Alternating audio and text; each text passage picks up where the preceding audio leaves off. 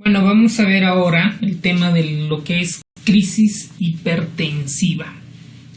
En base a la revisión del UpToDate y algunos artículos, reviews de este año del 2017 y a lo que encontramos también en el libro de Harrison. Vamos a definir primero qué es una crisis hipertensiva. La crisis hipertensiva es cuando nosotros observamos o identificamos una presión arterial sistólica más de 180 milímetros o una presión arterial diastólica mayor a 120 milímetros de mercurio. Hay algunos textos que dicen 110, 115, pero lo que en la evidencia se maneja ahora es de 120 milímetros de mercurio. En la crisis hipertensiva se dividen en dos grandes grupos, en una urgencia hipertensiva y en una emergencia hipertensiva. ¿Cuál es la diferencia? En la urgencia hipertensiva hay una elevación brusca de la presión arterial sin que exista disfunción de órganos diana. ¿Ok? Mientras que en la emergencia hay alteración del órgano diana. Y ustedes dirán, ¿cuál es el órgano diana? Pues el cerebro, que puede estar con un evento vasculocerebral hemorrágico o isquémico, el riñón, cuando disminuye la función renal, hay hemorragia retiniana, hay disfunción sistólica diastólica del VI y disección de aortas y demás. Cuando afectan estos órganos es una emergencia hipertensiva. Ahora, además de eso, el tratamiento se lo realiza en horas a días, en la urgencia, mientras que en la emergencia es 1 hora. Tenemos 1 hora para tratar a ese paciente. Ahora, ¿cuáles son las causas de una crisis hipertensiva? Principalmente puede ser una hipertensión esencial, primaria, ¿no? No tenemos la causa como tal. O tenemos de origen renal, sobre todo las glomerulonefritis, las nefritis tubulointersticiales, la enfermedad renal crónica en estadio final, una estenosis de arteria renal, síndrome hemolítico urémico, las trombosis de venas renales, la poliarteritis nodosa, un carcinoma renal. Y dentro de las drogas o abuso de sustancias tenemos la clonidina, beta bloqueantes, alcohol y algunos hipnóticos sedativos. Dentro de las medicaciones, la eritropoyetina, la ciclosporina, los inhibidores de la monoaminoxidasa, los inhibidores de recaptador de serotonina selectivos, los antidepresivos tricíclicos, los inhibidores de la tirosinquinasa y demás. Dentro de las drogas, que son los más frecuentes, la cocaína.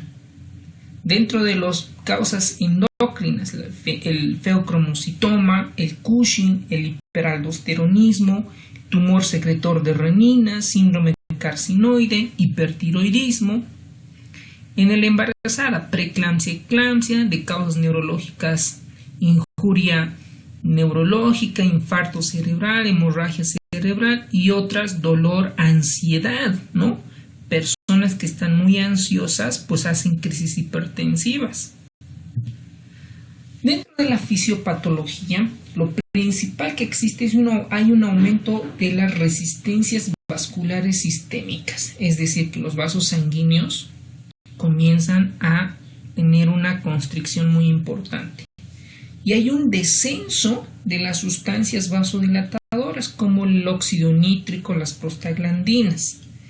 Aumenta la natriuresis, hay un estado de hipovolemia relativa, ojo, relativa, lleva más a la vasoconstricción y principalmente cuando no se controla en esta fase puede haber producción de necrosis fibrinoide arteriolar, lesión endotelial, de fibrina, plaquetas, cuando ya existen acá microtrombos, ojo, hay una pérdida de la función autorreguladora, isquemia, ¿no? Cuando ya hay una vasoconstricción muy importante, pues ya existe la isquemia como tal.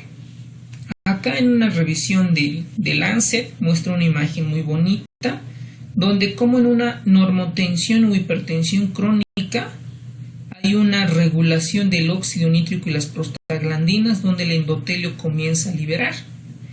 Pero en una urgencia hipertensiva hay una sobreexpresión de estos receptores contra la angiotensina 2, contra la hormona antidiurética, y hay estados de inflamación donde se expresan receptores CAMS, y hay disminución de la producción de óxido nítrico y prostaglandina I2. Mientras que en una emergencia hipertensiva ya están involucrados las plaquetas, el fibrinógeno y demás. Miren acá cómo hay mayor liberación de tromboxano, es decir, que ayuda a la agregación plaquetaria y a la vasoconstricción. Hay agregación plaquetaria que puede producir a la coagulación intravascular diseminada. Hay captación de fibrinógeno y fibrina, comienzan a captar más plaquetas, ya se crean trombos, y esto lleva a una necrosis fibrinoide y un edema perivascular. Esto en una emergencia hipertensiva. Entonces, en la emergencia hipertensiva hay algo muy importante, la angiopatía trombogénica, que antes se le llamaba un nombre histórico, la hipertensión maligna. Ahora estos pacientes, ¿cómo vienen a la emergencia, a la consulta y demás? Esto va para los anestesiólogos, internistas, emergenciólogos, todos. El médico de familia, todos. ¿Cómo va a venir el paciente? Con manifestación neurológica. Tiene dolor de cabeza, hay alteración de conciencia, puede focalizar. ¿A qué se denomina focalizar? Pues puede que un brazo no pueda mover o la mitad de todo su cuerpo, etc. Si realizamos un fondo de ojo, vamos a ver exudados, hemorragias retinianas, papiledema, que este papiledema puede ser una traducción de una hipertensión endocraniana, eso es muy importante detectar. Cardiovasculares, angina, disnea, ortopnea, renal oligonuria, anuria, y en el embarazo con preeclampsia y eclampsia. Por ejemplo, en este artículo que habíamos mencionado, donde dicen que estos pacientes que vienen con crisis hipertensiva, lo que más vienen son con complicaciones cardiovasculares. Y ellos mencionan que hay una disfunción ventricular izquierda y edema pulmonar, que el 22% del 22% de estos pacientes que llegan con crisis hipertensiva debutan con esto. El 18% viene con un síndrome coronario agudo y el 8% con disección de aorta. Y estos pacientes que vienen con complicaciones cardiovasculares, lo que se debe iniciar es la terapia vasodilatador parenteral, es decir, intravenosa, con nitroglicerina y demás. Acá tenemos un algoritmo que es acá de una sociedad española de emergenciología, donde diagnosticamos la crisis hipertensiva con lo que habíamos mencionado, presión arterial sistólica más de 180, la diastólica más de 120, realizamos un electrocardiograma y una tira de reactiva en orina para detectar proteinuria, detectar sangre. Si es una hipertensión no controlada, transitoria, mantenemos media hora a una hora en reposo y mandamos a la consulta para que se hagan sus controles ambulatorios. Si es una urgencia hipertensiva, es decir, no hay daño como tal, se puede iniciar algún tratamiento. Ahorita vamos a ver los tratamientos especiales. ¿Disminuye? Sí. Si no disminuye, vamos a dar más antihipertensivos y ya se lo cataloga. Pero en una emergencia hipertensiva, cuando el paciente está focalizando, tiene positivas para las troponinas, hay sangre en la orina o proteínas en la orina, yo debo de realizar este manejo. Vía aérea, control de la vía aérea, el famoso ABCD, vía aérea, oxigenoterapia, monitorizo los signos vitales, presión arterial, frecuencia cardíaca, saturación, etc. Y voy tratamiento endovenoso. Entonces, un paciente cuando viene a consultarnos a nosotros realizamos un examen físico. ¿Qué lo voy a ver? El fondo de ojo. ¿Qué voy a encontrar? Hemorragias subaractinianas y papiledema. Cardiovascular, pues voy a auscultar los sonidos, el R1, el R2 y el R3. Voy a auscultar pulmones para ver si no hay estertores como sonido de cartón que me esté traduciendo un edema pulmonar cardiogénico. O también puedo ver si es un ritmo sinusal o no sinusal gracias al pulso. En el examen neurológico evalúo el Glasgow, cómo está la conciencia, evalúo el sistema motor si no hay datos de focalización, evalúo todo lo que es en la parte del lenguaje, en orientación, todo lo que es el examen neurológico, y voy a solicitar laboratorios. ¿Pero qué le voy a solicitar en laboratorios? ¿Le voy a solicitar ANCAS, complementos, etcétera? No, me voy a ir enfocado a mi paciente. Aquí quería resaltar en el examen físico, principalmente medir la presión arterial en las 4 extremidades, tanto en los miembros superiores, ambos lados, para identificar el pulso paradójico, y también con los miembros inferiores. ¿Para qué? Porque si hay una diferencia mayor a 15-20 milímetros de mercurio entre el miembro superior y inferior, puedo sospechar que hay una disección de aorta. ¿Okay? En el laboratorio pues voy a pedir hemograma, glucemia, creatinina, NOS, electrolitos, plaquetas, perfil de coagulación, pero haciendo hincapié en el ProBNP, que me traduce falla cardíaca. Hasta puedo solicitarle un CPKMB y un dímero D. Y lo que más me interesa es hacerle un electrocardiograma, porque lo que habíamos mencionado, la mayoría de estos pacientes que vienen con crisis hipertensiva tienen complicaciones cardiovasculares. ¿Para qué voy a pedir electrocardiograma? Para sospechar un síndrome coronario agudo, o voy a sospechar algún tipo de arritmia, ¿no? Y puedo realizar un ecocardiograma. Nosotros, ustedes ya tienen que comenzar a realizar ecocardiogramas. Ojo, no solo el cardiólogo, el ecocardiografista realiza ecografía. También nosotros, los médicos generales, los internistas, los intensivistas, todos los anestesiólogos, el reumatólogo, todos deben de usar ultrasonografía. También voy a pedir una radiografía de tórax para sospechar disección de aorta. Mejor si le solicito una tomografía de tórax, que tiene mayor rentabilidad diagnóstica. Y también voy a solicitar un examen general de orina, donde ahí voy a comenzar a identificar si hay proteínas o hematuria en la orina. Acá tenemos algunas imágenes donde en la radiografía puedo ver si hay datos de edema pulmonar, si hay ensanchamiento mediastinal, es decir, aumento de este espacio, y pues puedo solicitar además, si mi paciente viene con disminución del estado de conciencia como Glasgow de 9, puedo solicitarle una tomografía cerebral. Ahora, estos pacientes pueden debutar con una encefalopatía hipertensiva, una manifestación cardiovascular hipertensiva, bla bla bla, y pues ahí voy a sospechar, voy a tener, por ejemplo, una tomografía de cerebro. Por ejemplo, acá vemos un edema cerebral, ¿no? Muy importante, que al momento no pareciera ser que fuera hemorrágico, pareciera ser que fuera isquémico. Entonces yo debo de bajar la presión arterial con medicamentos.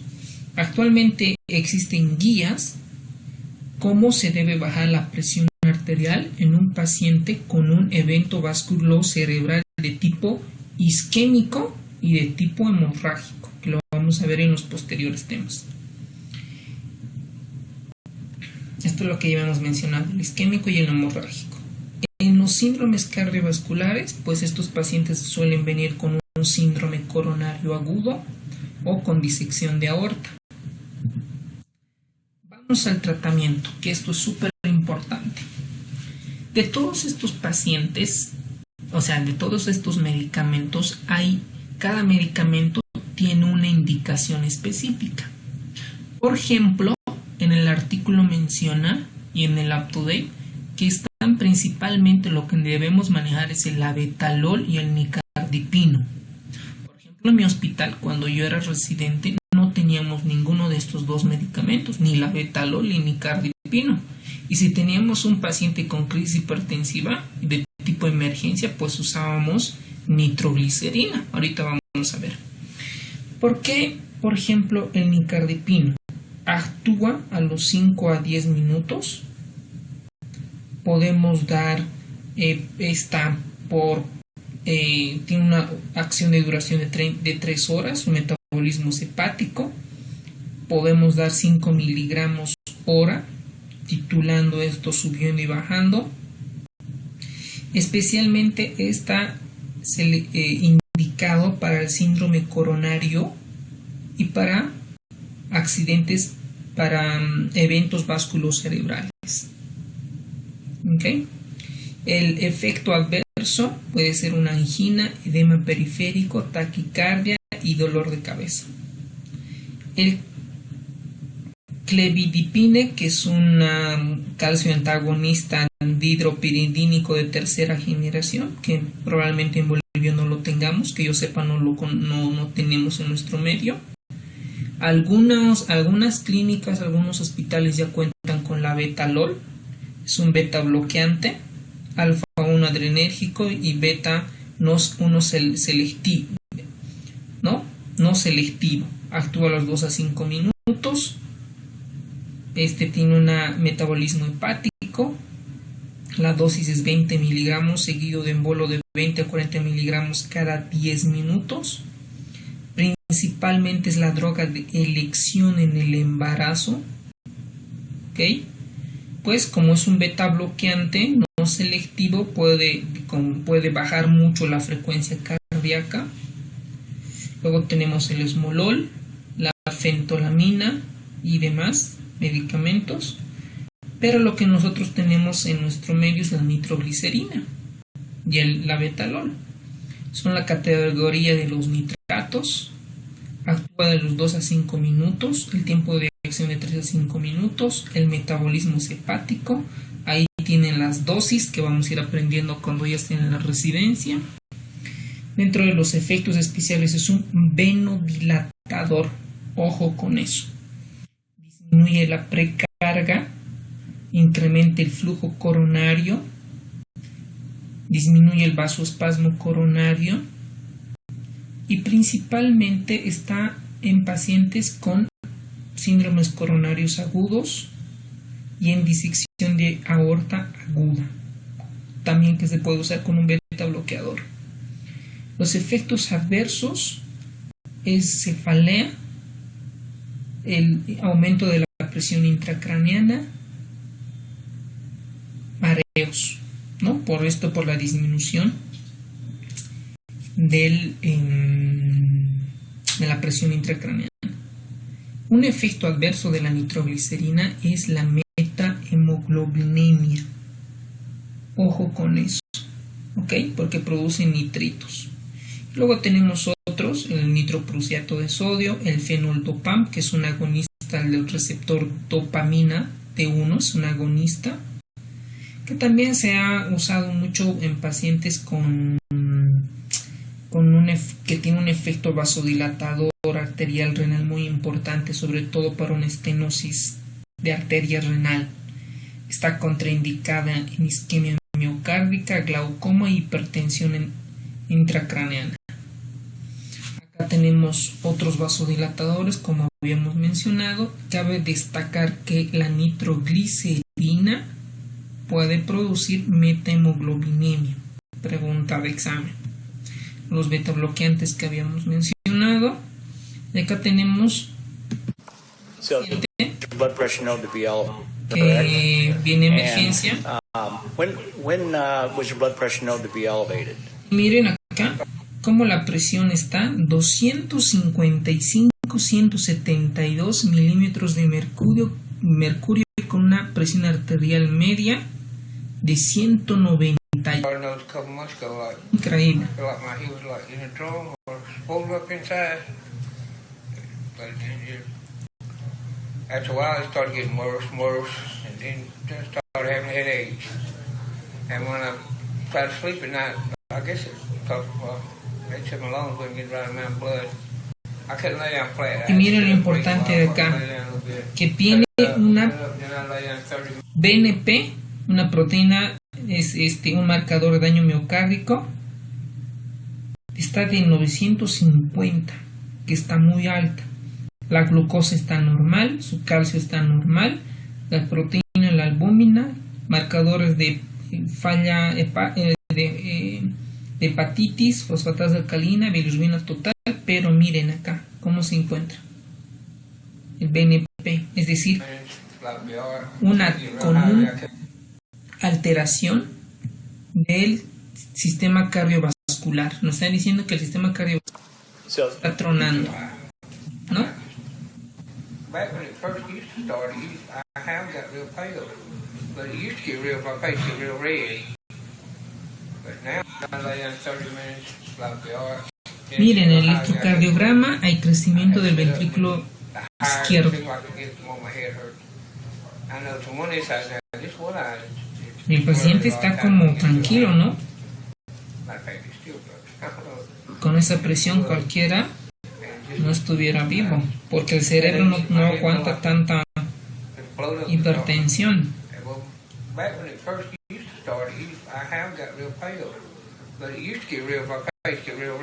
Legs. Well, until it blew and it kept me. Oh. Now you.